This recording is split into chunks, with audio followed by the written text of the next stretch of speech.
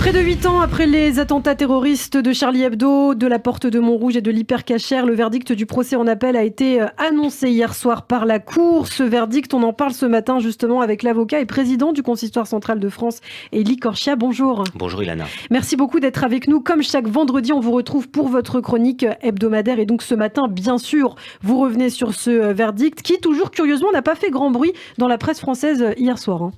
C'est vrai, c'est regrettable. On sait très bien que les procès en appel sont moins suivis de façon générale qu'en première instance. Mais c'est vrai qu'on peut s'étonner et regretter que le verdict d'une telle affaire, une affaire qu'on a qualifiée à juste titre d'historique, un procès historique qui est même filmé pour l'histoire, comme en première instance, ait eu peu de répercussions médiatiques, à part quelques médias évidemment, mais peu de répercussions médiatiques dans l'ensemble. Alors qu'est-ce qu'il faut retenir de ce verdict ? Ce qui est important à retenir, et ce que l'histoire retiendra, et notamment l'histoire judiciaire de notre pays retiendra, c'est avant tout l'aggravation de la condamnation contre le principal accusé. Vous savez qu'il y avait 11 accusés en première instance, 9 ont été condamnés.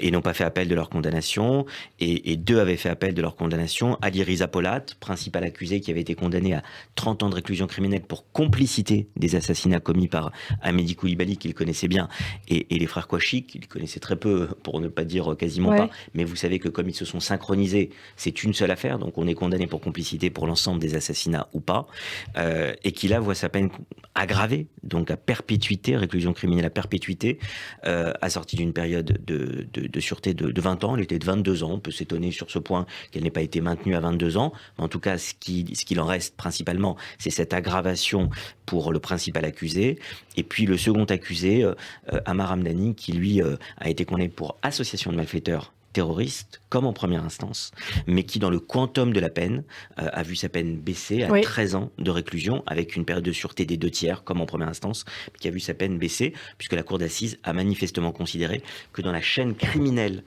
qui a accompagné ces attentats, rappelons tout de même que les auteurs des attentats, les 3 terroristes, ont été tués, neutralisés le 9 janvier 2015, les 3, 2 dans l'imprimerie, vous savez, où il s'était retranché, dans le 77, et Amédi Koulibaly sur les lieux mêmes de l'Hypercacher. Et donc, les personnes que l'on jugeait étaient poursuivies soit pour association de malfaiteurs, soit pour association de malfaiteurs terroristes, soit pour Ali Riza Polat, pour complicité.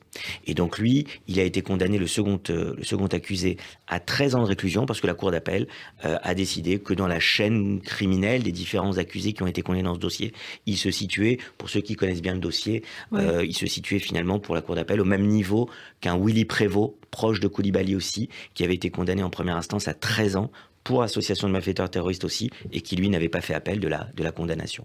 Je vais vous dire un petit point. Je pense très fort ce matin aux 17 victimes. 17 victimes évidemment de ces 3 attentats, du 7 janvier à Charlie Hebdo, 8 janvier à la Porte de Montrouge avec la mort de Clarissa Jean-Philippe, et bien sûr aux 4 victimes de l'Hypercacher, à qui je rends hommage ce matin, puisque nous sommes un vendredi, et c'était il y a près de 8 ans, un vendredi, qu'ils ont été tués, un vendredi après-midi, veille de Shabbat. Évidemment, Yohan Cohen, Philippe Ram, François-Michel Saada et Yoav Attab. Je pense à eux ce matin, et je pense à toutes les parties civiles, leurs proches, ceux qui ont été des rescapés de ces attentats. Parce que c'est une page judiciaire qui se tourne, le temps des assises qui est enfin fini, et c'est à eux que je souhaite dédier ces quelques mots ce matin, puisque je suis là ce matin, avant tout en tant que président, comme toutes les semaines, comme président du Consistoire de France. C'est à elles et à eux, à ces femmes et à ces hommes que je pense ce matin.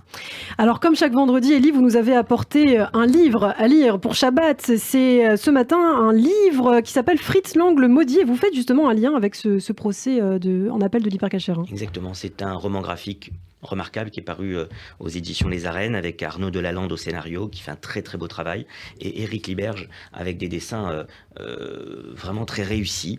Vous avez ce roman graphique sur la vie de Fritz Lang, né dans une famille juive, qui ensuite s'est converti, qui est devenu l'un des premiers, si ce n'est le premier des très grands réalisateurs mondiaux, avec 3 très grands films qu'on peut citer dans cette première partie de sa carrière: Métropolis, M le maudit et évidemment Le Docteur Mabuse. Pourquoi j'en parle? Parce que dans la plaidoirie de mon confrère qui plaidait pour Ali Riza Polat, il avait fait un parallèle avec M le maudit en disant qu'on ne pouvait pas couper de la société l'accusé, le principal accusé qui a été condamné hier à perpétuité et qu'il fallait le rendre à la société. Il a fait un lien avec Fritz Lang et je voulais vous parler de ce roman graphique qui montre à la fois, Ilana, la montée du nazisme entre les années 20 et les années 30, en même temps que la destinée incroyable de Fritz Lang qui va quitter l'Allemagne en 1934 pour se réfugier à Hollywood, aux États-Unis, où il passera sa seconde partie de carrière. Pour celles et ceux qui s'intéressent, que ce soit au cinéma ou aux grandes personnalités comme celle de Fritz Lang, eh bien, il faut lire Fritz Lang le Maudit. Eh bien, merci beaucoup pour ce conseil avant Shabbat. Merci Elie Korchia. On vous retrouvera la semaine prochaine sur Radio J.